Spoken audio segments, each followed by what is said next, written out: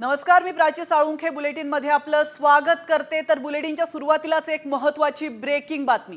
दिल्लीत मोठा उलटफेर पाहायला मिळाला आहे। भाजपला बहुमत मिळतंय। दिल्लीमध्ये तब्बल 27 वर्षांनंतर भाजपचं कमळ फुललंय। आपण महत्त्वाची बातमी पाहतोय। 2020 पेक्षा तब्बल 5 पटीने जागांवर आघाडी मिळवली आहे भाजपने। तर दिल्लीत भाजपची जोरदार मुसंडी देखील पाहायला मिळते। दिल्लीतल्या तिरंगी लढतीचा भाजपला फायदा झालाय। या क्षणाची महत्त्वाची बातमी आपण पाहतोय। दिल्ली विधानसभेचा निकाल सुरू आहे आणि या पार्श्वभूमीवर महत्त्वाची अपडेट। दिल्लीमध्ये मोठा उलटफेर झालेला आहे। भाजपला बहुमत मिळालंय। तर दिल्लीमध्ये तब्बल 27 वर्षांनंतर भाजपचं कमळ फुलल्याचं पाहायला मिळतंय। त्यामुळे आपला मोठा धक्का बसलाय। एकीकडे भाजपने आघाडी गाठलेली आहे, उलटफेर या ठिकाणी पाहायला मिळतोय। दुसरीकडे आपला 22 जागा मिळाल्या, तर काँग्रेसला मात्र आपलं खातं देखील उघडता आलेलं नाहीये। काँग्रेसला 0 जागांवर आपलं समाधान मानावं लागलंय। या क्षणाची महत्त्वाची बातमी आपण पाहतोय। 2020 पेक्षा तब्बल 5 पटीने अधिक जागांवर आघाडी भाजपने गाठली।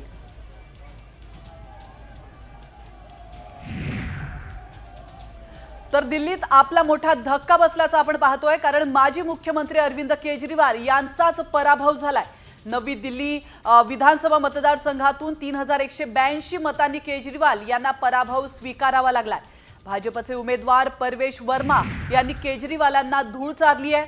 आम आदमी पक्षाचा हुकमी एक्का असणाऱ्या केजरीवालांच्या पराभवाने पक्षाला मोठा धक्का बसल्याचं पाहायला मिळतंय।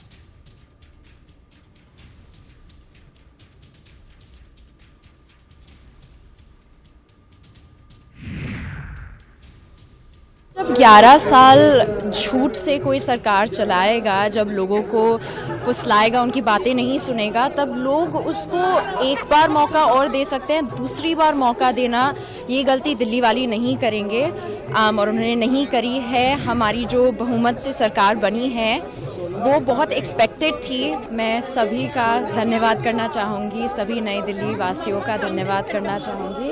हाँ जी, आप सबका आशीर्वाद, आप सबका प्यार, आज पापा जो जीत रहे हैं वो आप सबके समर्थन के साथ जीत रहे हैं और एक बार फिर आप सबका बहुत बहुत धन्यवाद।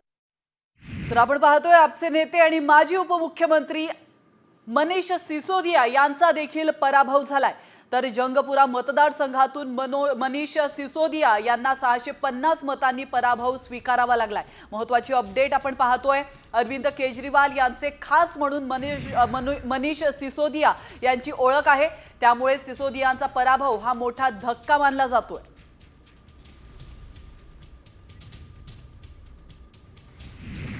तर दुसरीकडे मात्र दिल्लीच्या मुख्यमंत्री आतिशी मार्लेना विजय मिळालेला आहे। तर काटेकी टक्कर मध्ये आतिशींचा विजय झाला। या क्षणाची दुसरी महत्त्वाची बातमी आपण पाहतोय। भाजपच्या रमेश बिथोरींना पराभवाचा धक्का बसलाय। तर कालकाजी मतदारसंघातून आतिशींचा विजय झालाय।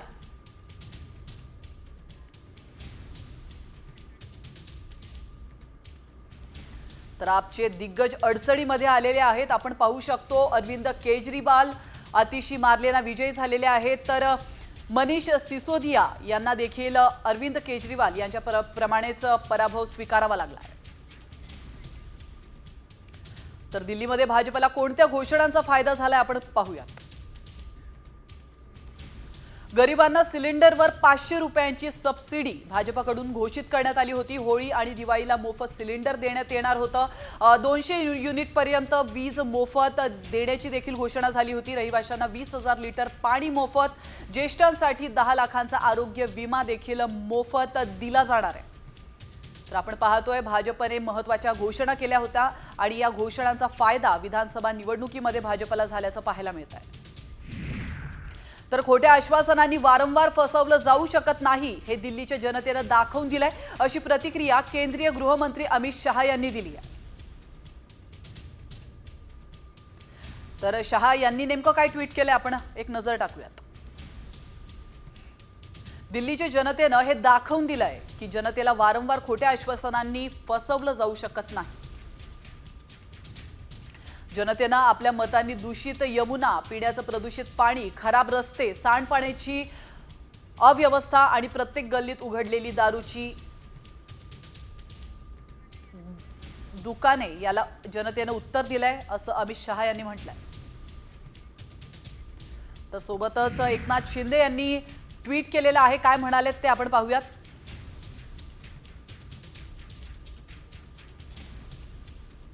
तर उपमुख्यमंत्री एकनाथ शिंदे यांनी देखील ट्विट केलेलं आहे, ये मोदी जी की गॅरंटी का कमाल है, मतदारांनी मोदीजींच्या नेतृत्वावर पूर्ण विश्वास व्यक्त केलाय असं एकनाथ शिंदे यांनी म्हटलंय।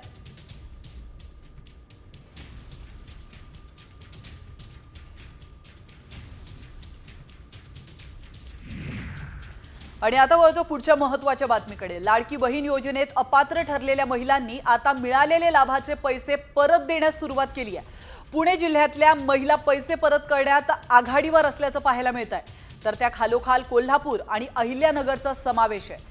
ज्या महिलांच्या कुटुंबात 4 चाकी गाडी आहे किंवा ज्या बहिणी इतर सरकारी योजनांचा लाभ घेत आहेत, त्या महिला लाडकी बहीण योजनेसाठी अपात्र ठरतात। राज्यात 2,47,00,000 महिलांपैकी तब्बल 5 लाख महिला या विविध कारणांमुळे योजनेच्या लाभासाठी अपात्र ठरतात।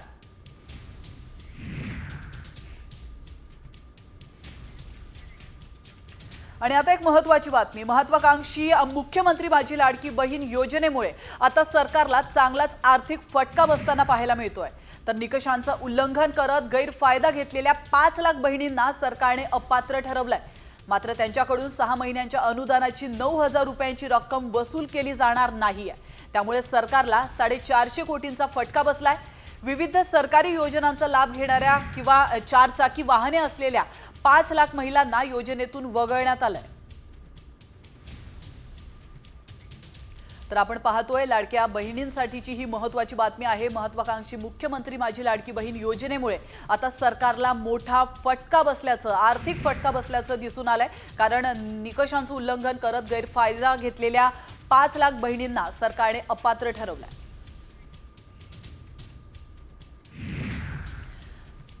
तर लाडक्या बहिणीची जबाबदारी आता ग्रामसेवकांवर देण्यात येणार आहे। या क्षणाची महत्त्वाची अपडेट आपण पाहतोय। मुख्यमंत्री लाडकी बहीण योजनेअंतर्गत मृत्यू झालेल्या महिलांचा लाभ कसा बंद करायचा, हे राज्य सरकार पुढचं मोठं आव्हान आहे। आणि पेन्शन घेणाऱ्या व्यक्तीला दरवर्षी हयातीचा दाखला सादर करावा लागतो।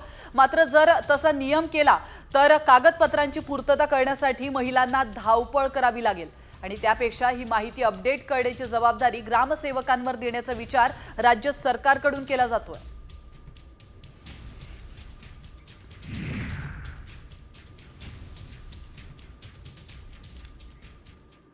आणि आता बातमी आहे मराठा आरक्षणासंदर्भातली। 15 फेब्रुवारीपासून अंतरवाली सराटीत बेमुदत साखळी उपोषण सुरू होणार आणि त्याचं लोण हे राज्यभरात पसरणार आहे। आम्ही मुंबईतही आंदोलन करणार आहोत। त्यासाठी आझाद मैदान, शिवाजी पार्कच्या जागेची पाहणी केली जाणार असल्याचं जरांगे पाटील यांनी म्हटलंय। तर आपण पाहतोय जरांगे पाटील यांनी महत्त्वाची घोषणा केलेली आहे। त्यांनी आमरण उपोषण पुकारलेलं होतं, मात्र ते त्यांनी मागे घेतलंय। मात्र आता त्यानंतर 15 फेब्रुवारीपासून अंतरवाली सराटीमध्ये बेमुदत साखळी उपोषण सुरू होणार आहे अशी घोषणा त्यांनी केली आहे। त्याचं लोण आता राज्यभरात पसरणार आहे। मुंबईतही आंदोलन करणार असल्याचा इशारा जरांगे पाटलांनी केलाय। आणि त्या पार्श्वभूमीवर आझाद मैदान, शिवाजी पार्कच्या जागेची पाहणी केली जाणार असल्याची माहिती देखील त्यांनी दिली आहे। इथं 15 तारखेपासून साखळी उपोषण आता बेमुदत सुरू होत आहे। पुढे पुढे टप्प्याटप्प्यात हे राज्यभर वाढवलं जाणार आहे। आता प्रत्येक गावागावात वाढवलं जाणार आहे टप्प्यानुसार, टप्प्याटप्प्यानं आम्ही आझाद मैदानलाही पाहणीला जाणार आहे। तारीख लवकरच सांगतो आम्ही, कारण यांनी भयंकर फसवणूक केली। मुख्यमंत्र्यांशी, दोन्ही उपमुख्यमंत्र्यांशी किंवा सरकारशी डायलॉग ठेवला पाहिजे, सरकारशी बोललं पाहिजे। आणि त्यांना जी काय आश्वासनं दिलेली होती, परवाच्या सुरेश धस तिथे गेले होते, ती नक्की शासन पूर्ण करेल। परंतु ज्या पद्धतीनं ओबीसी मधनं आरक्षण पाहिजे ही जी काय भूमिका आहे, याच्यामध्ये आमची भूमिका स्पष्ट आहे की ओबीसीवर कुठच्याही पद्धतीचा अन्याय होणार नाही, ही महायुती सरकारची भूमिका आहे। आणि आता वळतो पुढच्या ब्रेकिंग बातमीकडे। एसटी महामंडळाची शिवनेरी बसमध्ये सुंदरी अवतरण्याची शक्यता आता मावळली आहे। एसटीचे माजी अध्यक्ष भरत गोगावले यांनी ई शिवनेरी बसमध्ये शिवनेरी सुंदरी नियुक्त करण्याची घोषणा केली होती। मात्र नवनियुक्त परिवहन मंत्री प्रताप सरनाईक यांनी शिवनेरी सुंदरीच्या नियुक्तीला स्पष्ट नकार दिला। त्यापेक्षा एसटी प्रवाशांसाठी सुविधा वाढवण्यावर भर देणार असल्याचं सरनाईकांनी स्पष्ट केलंय।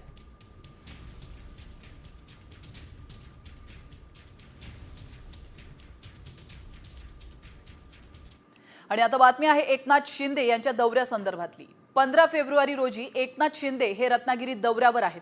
माजी आमदार सुभाष बने आणि गणपत कदमांनी शिंदेंची भेट घेतली आहे। ते नक्कीच आमच्या पक्षात प्रवेश करतील असा विश्वास मंत्री उदय सामंत यांनी व्यक्त केला।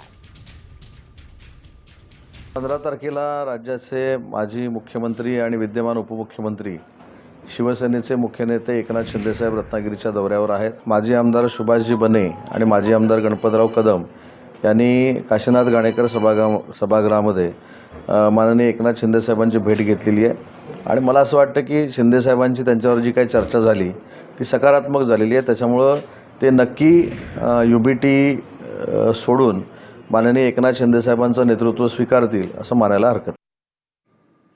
तर राज्यामध्ये गारवा कमी होऊन उन्हाचा चटका वाढतोय। फेब्रुवारीच्या पहिल्या आठवड्यापासूनच तापमानाचा पारा चढाच असल्याची नोंद हवामान विभागाने केली आहे। बहुतांश ठिकाणी तापमानाने 36शी गाठलेली आहे। तर राज्यामध्ये बहुतांश ठिकाणी किमान आणि कमाल तापमान वाढलं असून मध्य महाराष्ट्र मराठवाड्यामध्ये उष्णतेचा चांगला चटका जाणवू लागलाय।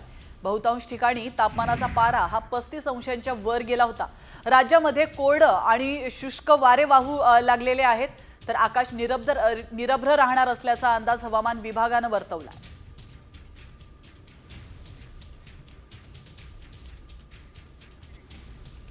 आणि आता बातमी आहे पंढरपुरातून। माघी एकादशी निमित्त पंढरपुरात विठ्ठल रुक्मिणीची नित्यपूजा संपन्न झाली आहे। मंदिर समितीचे सदस्य प्रकाश महाराज जवंजाळ यांच्या हस्ते विठ्ठलाची तर संभाजी शिंदेंच्या हस्ते सपत्नीक रुक्मिणी मातेची नित्यपूजा संपन्न झाली आहे। राज्यभरातून 4 लाखांहून अधिक भाविक पंढरीमध्ये दाखल झाल्याचं पाहायला मिळालंय।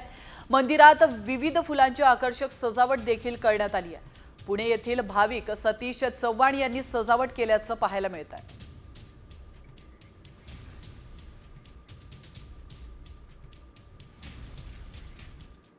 आणि आता घेऊयात बातम्यांचा वेगवान आढावा। 36 जिल्हे 36 रिपोर्टर। 15 फेब्रुवारीपासून अंतरवाली सराटीत मनोज जरांगे साखळी उपोषण सुरू करणार आहेत। साखळी उपोषणाचं लोण महाराष्ट्रभर जाणार आहे। माझ्या मागे मराठे आहेत हे दाखवून देऊ असं जरांगे म्हणाले। वेळ पडली तर मुंबई मध्ये येऊन आंदोलन करू असा इशारा देखील जरांगे पाटलांनी दिला आहे। जळगाव जामोदच्या ग्रामस्थांनी गावातल्या रस्त्यासाठी आमरण उपोषण पुकारलंय। ग्रामस्थांनी गावात येण्यासाठी रस्ता द्या ही मागणी 12 वर्षांपासून केली आहे। मात्र सार्वजनिक बांधकाम विभागाचे याकडे दुर्लक्ष होताना पाहायला मिळत आहे।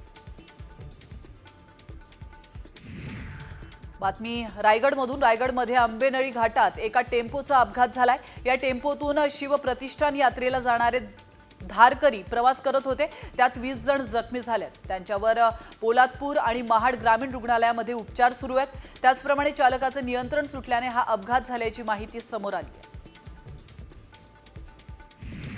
अकोल्यात तिहेरी वाहनांचा भीषण अपघात झालाय। 3 वाहने परस्परांना धडकल्याने मोठी दुर्घटना घडली आहे। त्यात एकाचा जागीच मृत्यू झालाय तर 6 जण गंभीर जखमी झाल्याची माहिती आहे। दरम्यान स्थानिकांनी जखमींना मदत करत रुग्णालयामध्ये दाखल केलाय। त्यांच्यावर शासकीय रुग्णालयात उपचार सुरू आहेत। पिंपरी चिंचवड पालिकेने चिखली आणि कुदवाडी परिसरामध्ये 5000 अनधिकृत बांधकामांविरोधात कारवाई सुरू केली आहे। या पार्श्वभूमीवर परिसरामध्ये मोठा चोख पोलीस बंदोबस्त तैनात करण्यात आला आहे। मात्र या ठिकाणी कारवाई होत असल्याने व्यवसाय करणारे व्यापारी आणि कामगारांवर मोठा संकट कोसळला आहे। पनवेलमधील टपाल नाक्याजवळ रस्ता रुंदीकरणात अडथळा ठरलेल्या 9 गाड्यांविरुद्ध निष्कासन कारवाई करण्यात आली आहे। तर JCB डंपर त्याचप्रमाणे पोकलनच्या सहाय्याने 2500 स्क्वेअर फूटवर कारवाई करण्यात आली आहे। या कारवाईमुळे टपाल नाक्यावरील वाहतुकीची समस्या सुटेल आणि वाहतूक सुरळीत होणार आहे। बीडच्या माजल गावात डोळ्यात मिरची पावडर टाकून केस कापण्याच्या कात्रीने जीवे मारण्याचा प्रयत्न केला गेला। तुझ्या भावाने माझ्यावर केस का केली असा जाब विचारत कात्रीने त्याच्या छातीवर वार केलाय। या प्रकरणी एकावर गुन्हा दाखल करण्यात आला। पुण्यात 20 लाख रुपयांचे दागिने रविवार पेठेतून लंपास करण्यात आले। सराफ बाजारातील कारागिराकडे पत्ता विचारण्याच्या बहाण्याने गेलेल्या चोरट्यांनी हा डल्ला मारलाय। दागिन्यांची पिशवी हिसकावून पळ काढल्यानंतर 2 जणांविरोधात गुन्हा दाखल करण्यात आला। तर पुण्यामध्ये सायबर चोरट्यांकडून दोघांची 41 लाखांची फसवणूक झाली आहे. शेअर बाजारात चांगला परतावा देण्याच्या बहाण्याने विश्वास निर्माण करून गंडा घातला गेला. या प्रकरणी 37 वर्षीय महिलेने मुंडवा पोलीस ठाण्यात फिर्याद दिली आहे.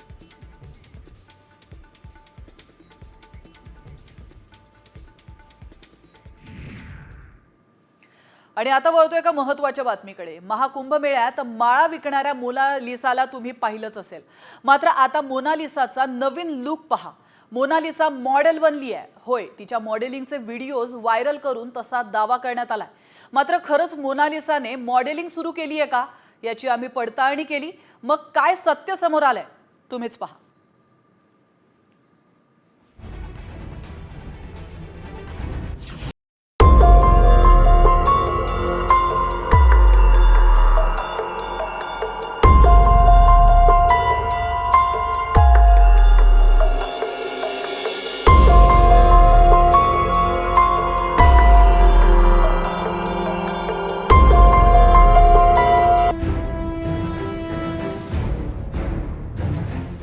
प्रयागराजच्या महाकुंभ मेळ्यात निळ्या डोळ्यांची मोनालिसा चर्चेत आली आणि अख्ख्या देशभरात व्हायरल झाली.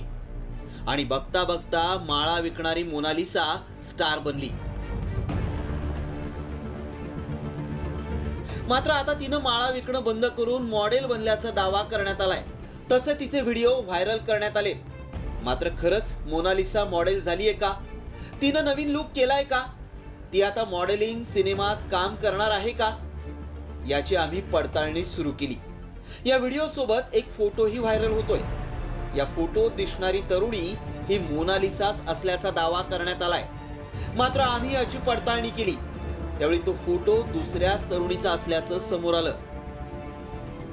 व्हिडिओ की फ्रेम रिव्हर्स इमेज सर्च केल्यानंतर व्हायरल व्हिडिओ क्रिएटर तनू रावत या युजरच्या इंस्टाग्रामवर मूळ व्हिडिओ असल्याचं आढळलं.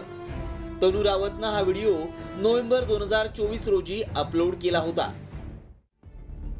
यासोबत अनेक व्हिडिओ आणि फोटो मोनालिसाचे व्हायरल करण्यात आले. मात्र ते तरी खरे आहेत का, ते आम्ही पडताळून पाहिलं. त्यावेळी आमच्या पडताळणीत काय सत्य समोर आलं पाहूया.